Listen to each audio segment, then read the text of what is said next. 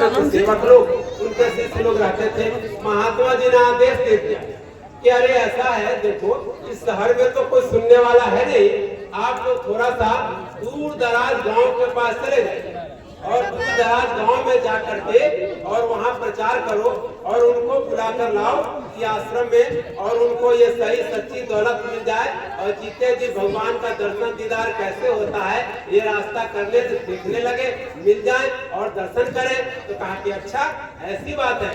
तो वहां से 10 आदमियों का समूह अलग अलग दिशाओं में चला, कोई उत्तर गया, कोई पूरब, कोई पश्चिम, अलग अलग क्षेत्रों में गया और एक से घूमते घूमते घूमते घूमते घूमते जहाँ सड़क भी खत्म हो गई, जहाँ कोई रेल का साधन नहीं, पैदल चल करके कई दिनों पैदल चलने के बाद एक ऐसे गांव में पहुंचा जहाँ रेगिस्तान, मरुस्थल, डेजर्ट, जहाँ चारों तरफ से पानी की दिक्कत, लेकिन उसी में छोटे से कुछ लोग गांव में रहते थे। वहाँ गए, वहाँ रहने लगे और कहने लगे देखिए मैं इसलिए आया हूँ, और अच्छी अच्छी बात बताते थे, सत्संग की चर्चा करते थे, कथा सुनाते थे। तो गांव वाले ने कहा कि अरे महाराज आप तो बहुत अच्छा सुनाते हैं, आप हमारे इसी गांव में रह जाइए और इसी गांव में रह करके और हम गांव में रह करके और आप यही हम लोगों की शिक्षा दीजिए और अच्छी ज्ञान की बातें बताइए। तो कहने लगे कि देखिए हम इसलिए नहीं आए हैं कि हम गांव की बात आप लोगों को मैं नहीं बताने वाला, सच्ची बात तो हमारे गुरु जी बताते हैं और गुरु जी का यहाँ से आश्रम बहुत दूर है। आप सब लोग थोड़ा सा मेहनत कीजिए कि ट्रेन का टिकट बनवाते हैं, रिजर्वेशन करवाते हैं और मन बनाइए और 10 दिन के लिए हम लोग चलते हैं, 1 सप्ताह के लिए ही चलेंगे। तो 10-12 लोगों ने तैयार यहाँ चलेंगे और सही और समय के अनुसार अपने अपने बैग लिए और ट्रेन पर उनके टिकट के साथ और उन सबको आश्रम में, जहाँ गुरु महाराज का आश्रम था, वहाँ ले गए। अब वहाँ शहर था, वहाँ तो आश्रम छोटा था, इतने लोगों का रहने का इंतजाम था नहीं, तो उनको होटलों में, आश्रम के बगल में ही होटल था, 5 स्टार होटल, 3 स्टार होटल जो हम लोग नाम सुनते हैं, वैसा होटल में ठहरा दिया गया। अब वो लोग ने देखा, अरे जो कभी ऐसा देखा ही नहीं था शहर, और उसमें ऐसे होटल, ऐसे कमरे, ऐसे बाथरूम जिसमें ठंडा पानी अलग, गर्म पानी अलग, सावर अलग, बाथटब अलग। अब वो लोग देखने लगे, कहने लगे कि अरे इतना अच्छा घर और ऐसे ऐसी सुविधाएं, वो लोग तो उस सुविधाओं पर ही मोहित हो गए। और सुबह शाम उसी बाथरूम में, क्योंकि रेगिस्तान में पीने का पानी मिलता नहीं था, वहाँ बड़ी मुश्किल से पानी, और यहाँ तो जिधर से खोले उधर से कोशिश से पानी आ रहा। अरे भाई ये क्या हो गया? तो सारे खूब सुबह से शाम तक नहाते रहते थे और उसी पानी में खेलते रहते थे कि पता नहीं ऐसा मौका मिलेगा कि नहीं मिलेगा। तब तक किसी ने कहा कि अरे महाराज आप लोग क्या कर रहे हो, ये बाथरूम में क्यों घुसे हुए हो? अरे इसके लिए नहीं आए हो, आप चलो महात्मा जी का सुबह शाम सत्संग होता है, वहाँ सुनना है और वहाँ बैठना है, वहाँ समझना है। तो कुछ लोग गए, महात्मा जी के सत्संग में गए, उनको वहां गए, अनबने रूप से कुछ देर बैठे और फिर वापस अपने उसी बाथरूम में आकर के आनंद ले रहे पानी का। तब तक हो गया इसी में 1 सप्ताह पूरा।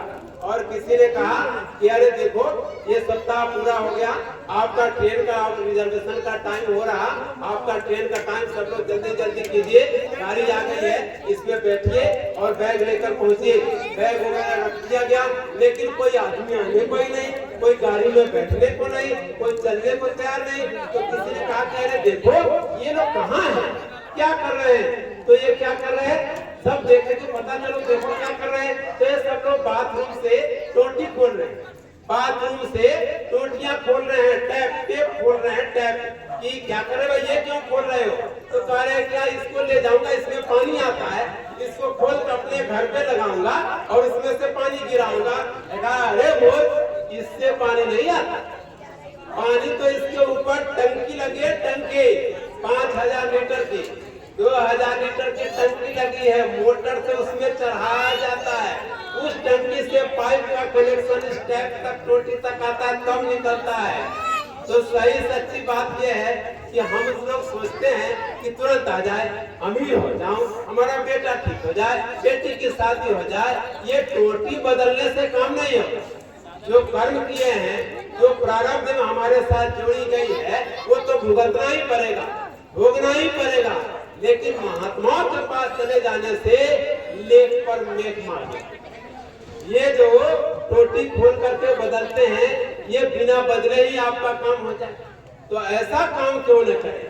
तो महात्माओं के पास जाने से एक ये फायदा हो जाता है कि आपको जो मिलना है वो तो मिलेगा, लेकिन उसमें आगे की भी तरक्की हो जाएगी, आगे का रास्ता बच जाएगा।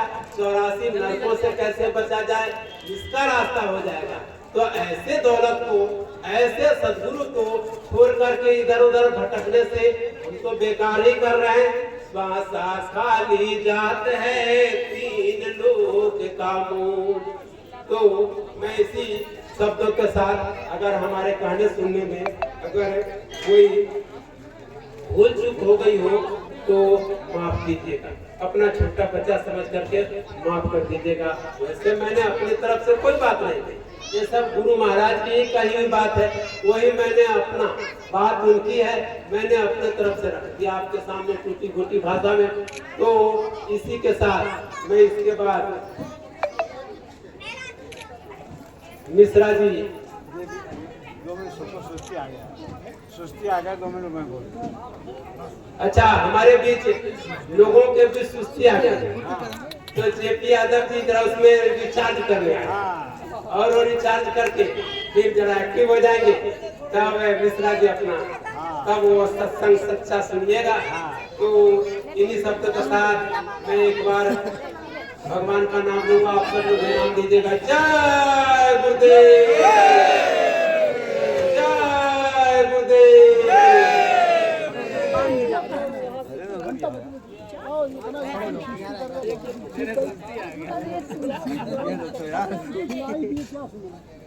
गिलास दे।